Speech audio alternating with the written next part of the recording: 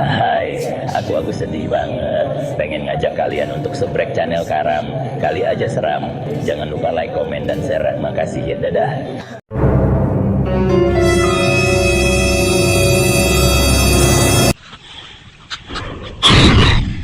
Kali aja seram.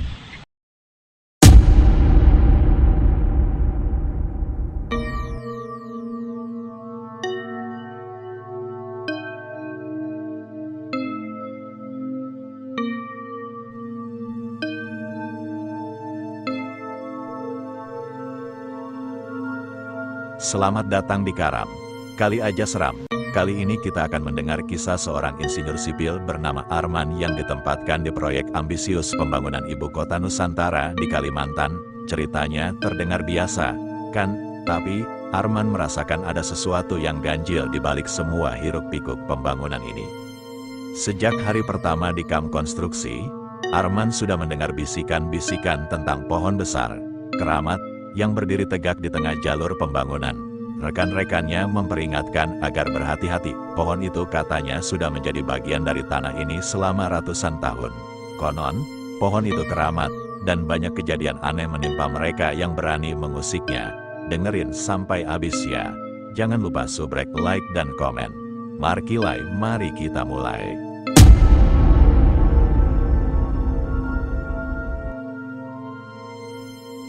Hai, buat kamu yang lagi nganggur, yang ingin mendaftar jadi driver Maxim, tanpa SIM bisa, kendaraan jadul juga bisa, mobil dan motor bisa silahkan WA 082283998955. Sekali lagi, 082283998955. Cuma 5 menit akun langsung jadi dan bisa langsung narik.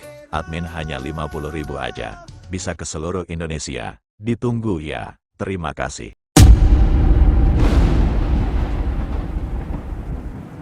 Pohon keramat, cerita ini dikirim oleh sahabat subscriber kita Dokter Kalimantan. Kita sebut aja namanya Bang Arman. Terima kasih buat Bang Arman atas ceritanya. Bang Arman adalah seorang insinyur sipil yang baru saja ditugaskan pada proyek besar pembangunan Ibu Kota Nusantara, IKN, di tengah hutan Kalimantan. Aku sudah terbiasa bekerja di proyek-proyek di wilayah terpencil, tapi kali ini rasanya berbeda. Skala dan ambisi proyek ini begitu besar. Membangun sebuah kota yang direncanakan menjadi simbol kemajuan Indonesia. Namun, di balik kemajuan itu, ada sesuatu yang terasa ganjil. Sejak hari pertama tiba, aku ditempatkan di kamp konstruksi yang terletak di tepi hutan. Sekitar 1 kilometer dari lokasi inti pembangunan, hutan Kalimantan terkenal dengan alamnya yang liar, hutannya yang padat, dan cerita-cerita mistis yang sering menjadi bahan perbincangan penduduk lokal. Aku bukan tipe orang yang mudah percaya pada hal-hal mistis. Perasaan tak nyaman ini sulit diabaikan. Para pekerja sering membicarakan tentang satu pohon besar yang berdiri kokoh di tengah jalur pembangunan. Katanya, pohon itu keramat dan tidak boleh ditebang. Sebagai insinyur, aku tentu harus memastikan semua rencana pembangunan sesuai.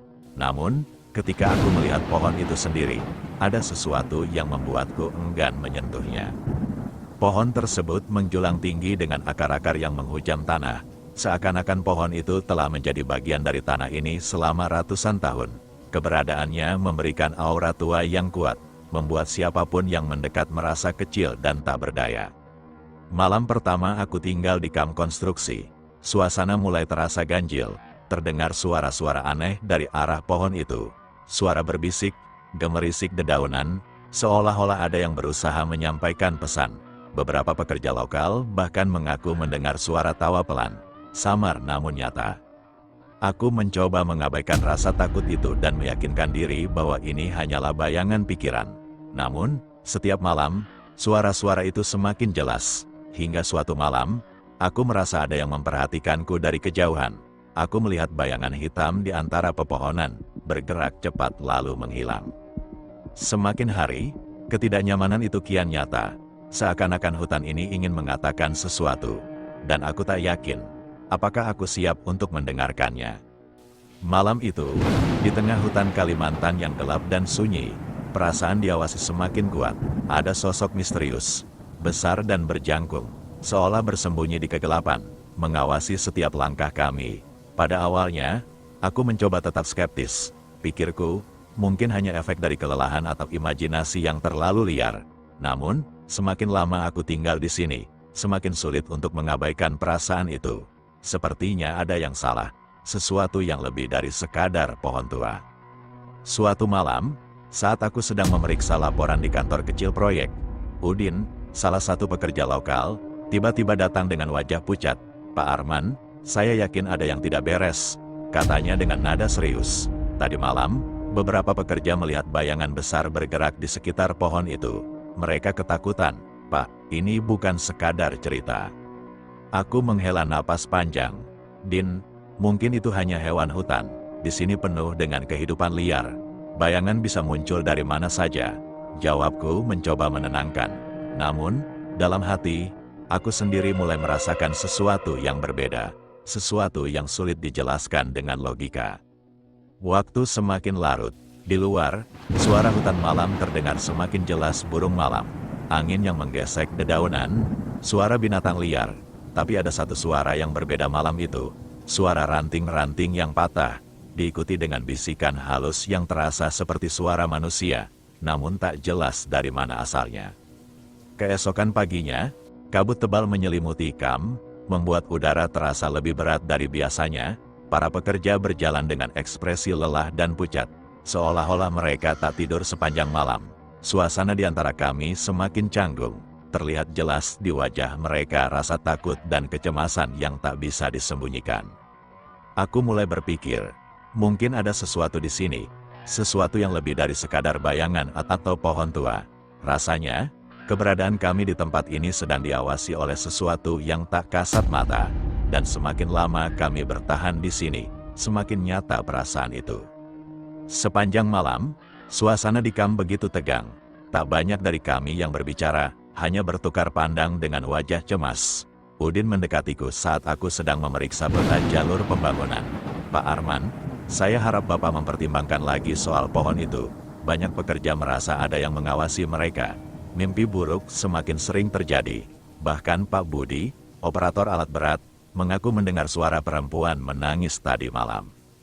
Aku terdiam, mulai menyadari bahwa masalah ini lebih serius dari sekadar ketakutan biasa. Suara-suara misterius, bayangan-bayangan di malam hari, dan mimpi buruk yang dialami para pekerja seakan membentuk satu pola yang aneh. Semua itu semakin menambah beban pikiranku. "Baiklah, Din," kataku akhirnya, "kita akan pergi ke kampung sore nanti setelah pekerjaan selesai. Aku ingin mendengar langsung dari orang-orang yang tahu tentang pohon itu." Udin tampak lega, seolah aku baru saja mengambil keputusan yang tepat. Hari itu terasa berjalan lambat. Beberapa alat berat mendadak rusak tanpa alasan jelas, menambah rasa frustrasi di antara kami. Matahari akhirnya mulai terbenam, dan kami bersiap untuk pergi ke kampung. Namun, aku merasa ada sesuatu yang memanggil, sebuah bisikan samar di angin malam yang sulit untuk diabaikan. Malam itu, saat aku mencoba tidur, aku mendengar suara langkah kaki yang berat dan lambat, seolah-olah sesuatu sedang mengelilingi Kam. Aku bangkit, keluar dari tenda, dan memeriksa sekitar. Udara malam terasa dingin dan menusuk, dengan kabut tipis yang menyelimuti seluruh area. Aku berdiri di depan tendaku, mendengarkan dengan seksama. Suara langkah itu semakin mendekat, tapi saat aku berusaha memfokuskan pendengaran, langkah itu tiba-tiba berhenti. Malam kembali sunyi, hanya suara hutan yang tenang namun mencekam. Dengan hati yang berdegup kencang, mataku mencoba menangkap sosok yang sepertinya mengawasiku. Di kejauhan, samar-samar terlihat bayangan tinggi dan jangkung. Diam, sosok itu tidak bergerak, hanya memandang ke arahku dengan tenang, namun terasa menakutkan. Aku terpaku di tempatku, merasakan ketakutan yang sulit dijelaskan. Apapun yang mengintai dari kegelapan, sepertinya itu bukan sekadar bayangan biasa. Aku berdiri kaku, menatap sosok jangkung di kejauhan yang memandangiku tanpa bergerak. Dengan perasaan campur aduk antara takut dan penasaran, aku berharap sosok itu menghilang. Tapi semakin lama aku berdiri di sana, semakin jelas bahwa sosok itu tidak akan pergi. Aku mundur perlahan ke dalam tenda, menutup pintunya rapat-rapat. Ini pasti hanya imajinasi, bisikku pada diriku sendiri, mencoba menenangkan hati. Namun, saat aku mulai merasa sedikit tenang, suara langkah kaki terdengar lagi, kali ini lebih cepat, seperti ada sesuatu yang berlari mengelilingi tendaku. Nafasku tertahan, jantungku berdebar kencang. Langkah itu makin dekat, tapi tiba-tiba, hening, sepi yang menegangkan menyelimuti malam. Pagi berikutnya, suasana kamp terasa semakin tegang. Beberapa pekerja melapor bahwa mereka mendengar hal-hal aneh. Semalam, ada yang mengaku melihat bayangan besar di sekitar pohon, sementara yang lain mendengar suara-suara ganjil yang sulit dijelaskan.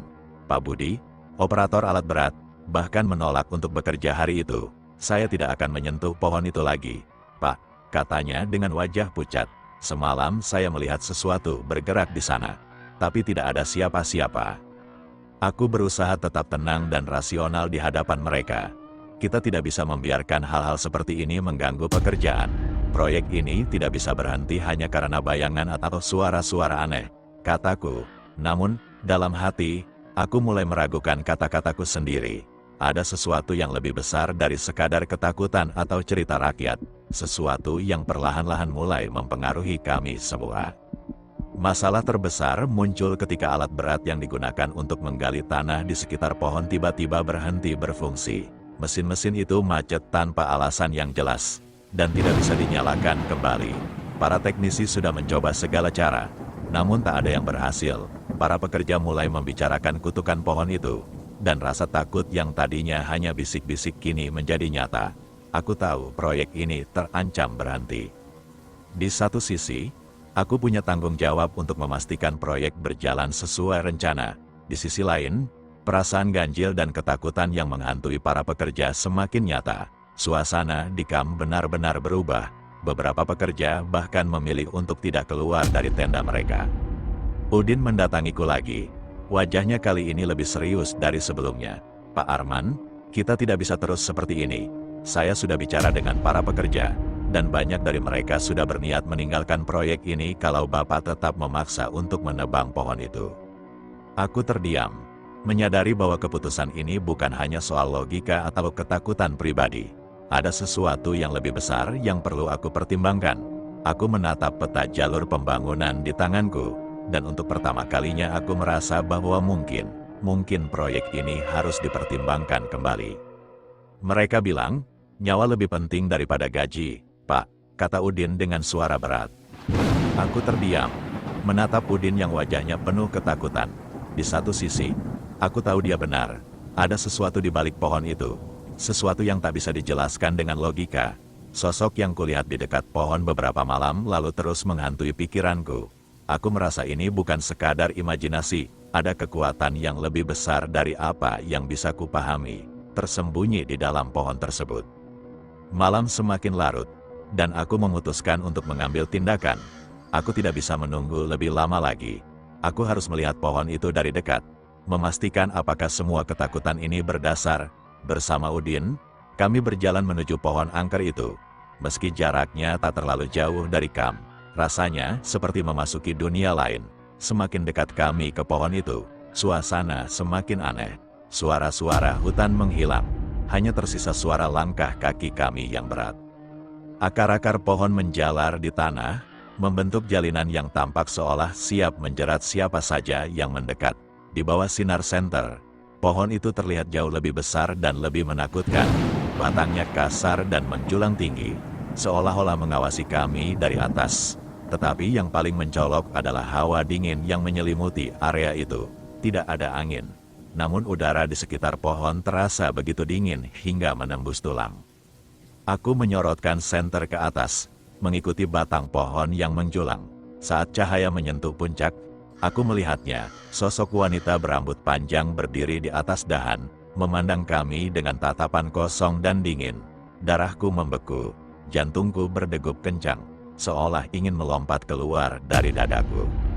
Pak, kita harus pergi sekarang, bisik Udin gemetar. Aku tahu dia juga melihat apa yang kulihat.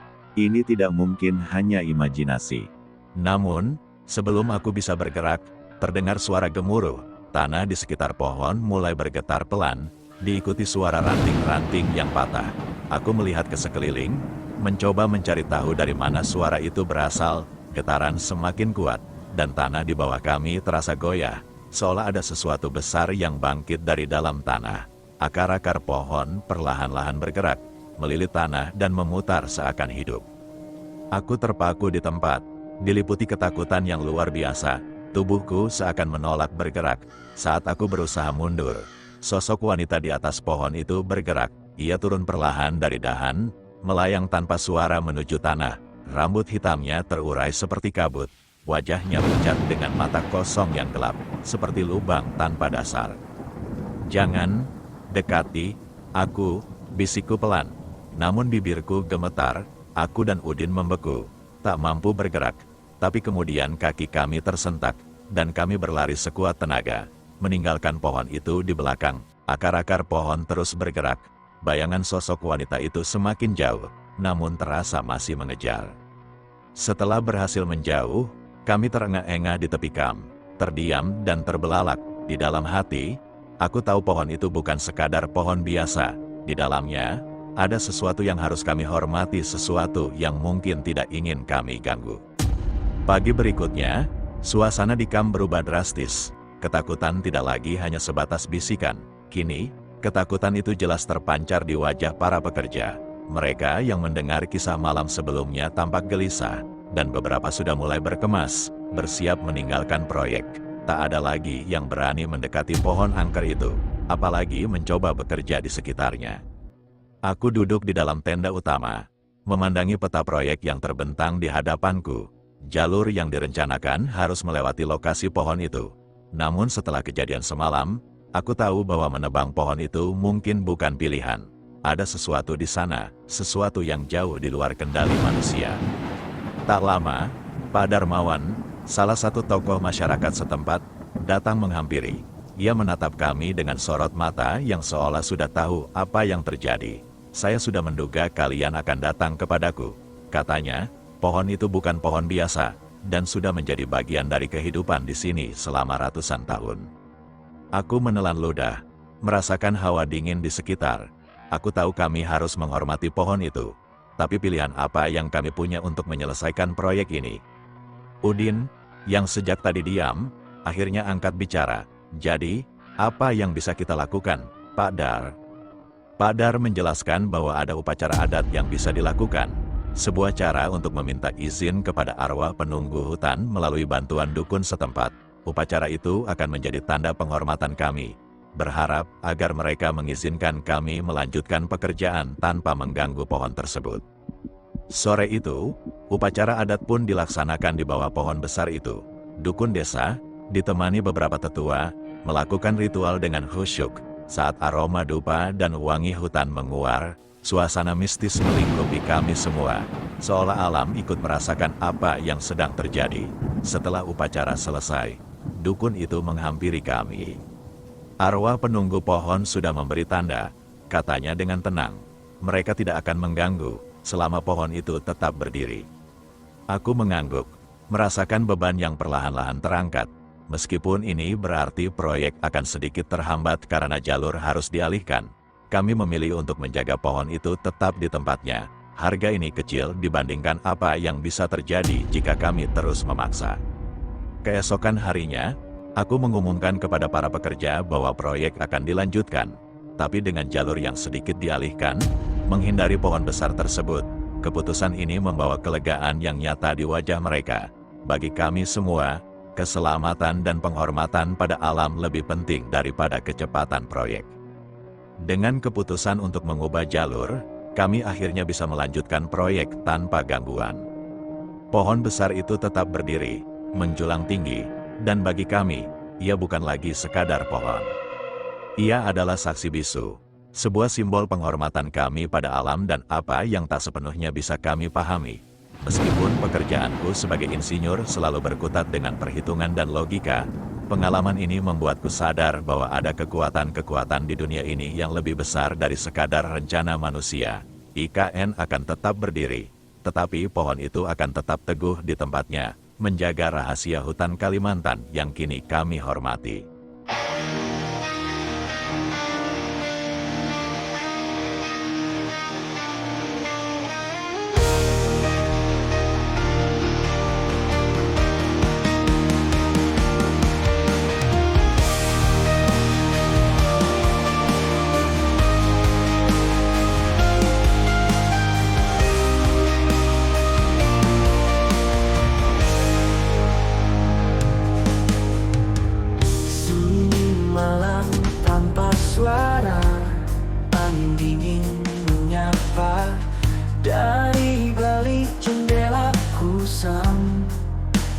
bayangan hitam melintas, hantu di dalam mimpi, mengintai tanpa henti.